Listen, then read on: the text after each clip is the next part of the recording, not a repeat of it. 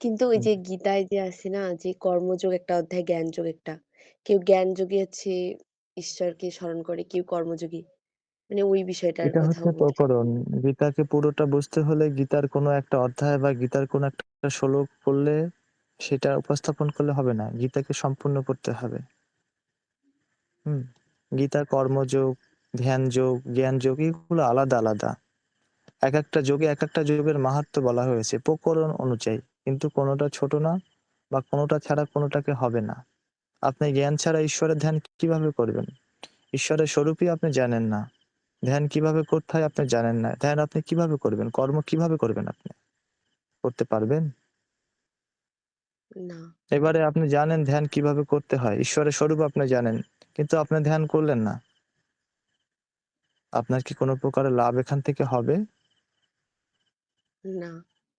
এইজন্য উপনিষদের ঋষিরা বলে যে, জ্ঞান ছাড়া কর্ম অন্ধ, কর্ম ছাড়া জ্ঞান পঙ্গু। একটি ছাড়া একটি অচল। জ্ঞান, কর্ম, ভক্তি ৩ ই থাকতে হবে।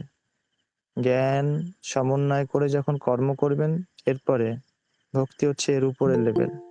তখন তার উপরে ভক্তি উৎপন্ন হবে। কারণ পরমাত্মা স্বরূপকে তখন আপনি শুদ্ধ, শুদ্ধ স্বরূপ জানতে পারছেন।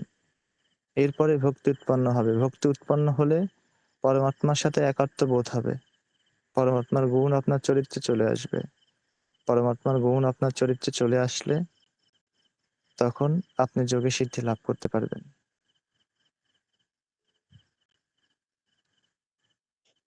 বোঝা গেল জ্ঞান কর্মের বিষয়? হ্যাঁ, তাহলে এই যে ইন্দ্রিয় সকল আমাদের বড়। এখানে আরেকটা ওইখানে বলছে যে ইন্দ্রিয় সকল বড়, ইন্দ্রিয় সকল মানে ইন্দ্রিয় সকল অপেক্ষা মন বড়। মন অপেক্ষা বুদ্ধি বড়। বুদ্ধি অপেক্ষা আবার আত্মা বড়। মানে আত্মা হুম, সর্বশ্রেষ্ঠ এবং ইহা বুঝিয়া আমাদের হচ্ছে কামরূপ রিপুকে দমন করতে হবে। তাহলে হুম। আত্মার পরমাত্মা মানে আত্মাকে জানার মাধ্যমে আমাদের পরমাত্মাকে উপলব্ধি করতে হবে। এরকম কি বিষয়টি? মানে সেটার অবশ্যই। জন্য তাহলে জ্ঞান, কর্ম সবগুলোই জরুরি। জাগতিক কর্ম হুম। সবকিছু। দেখুন ইন্দ্রিয়র থেকে মন কেন বড় বলা হয়েছে? এই যে ইন্দ্রিয় আছে কর্মেন্দ্রিয়, জ্ঞানেন্দ্রিয় এগুলোর রাজা কে? এরা হচ্ছে প্রজা। এই শরীরে এরা হচ্ছে প্রজা।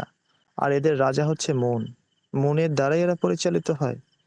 এই যে ইন্দ্রিয়গুলো, আপনার চোখের সাথে যদি আপনি মনকে যুক্ত না করেন, আপনার সামনে কি আছে সেটা আপনি দেখতে পাবেন না। আপনার সামনে থাকলেও আপনি দেখবেন ঠিকই কিন্তু বুঝতে পারবেন না যে কি আছে। একজন লোক আপনার পাশে বসে কথা বলছে। আপনি যদি আপনার কর্ণেন্দ্রিয়ের সাথে কানের সাথে মনকে যুক্ত না করেন, সে কথা ঠিকই বলতেছে। কিন্তু কি বলতেছে সেটা আপনি বুঝবেন না। যেমন আপনি আমার কথা এখন শুনছেন। এখন আপনি যদি আপনার মনকে বুদ্ধির সাথে যুক্ত না করেন, তবে আমি কি বলছি সেটা আপনি শুনছেন ঠিকই কিন্তু সেটা বিচার করে আপনি আপনার জীবনে ধারণ করতে পারবেন না।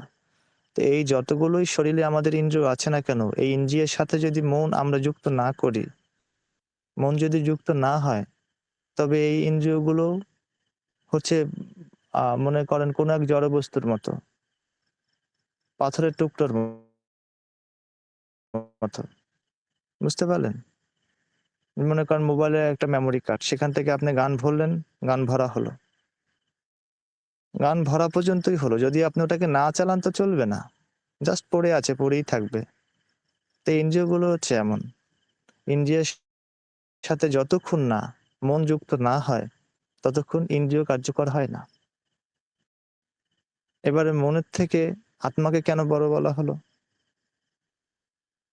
এই মনও এক জড় বস্তু। আত্মা যদি না পরিচালনা না করে, তবে এই কোনো বস্তুই কার্য করতে পারে না।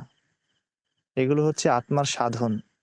আত্মা এই শরীরের রাজা। আর এই রাজার মন্ত্রী হচ্ছে মন, বুদ্ধি। আর এদের প্রজা হচ্ছে এই সকল ইন্দ্রিয়দ্বয় শরীরের।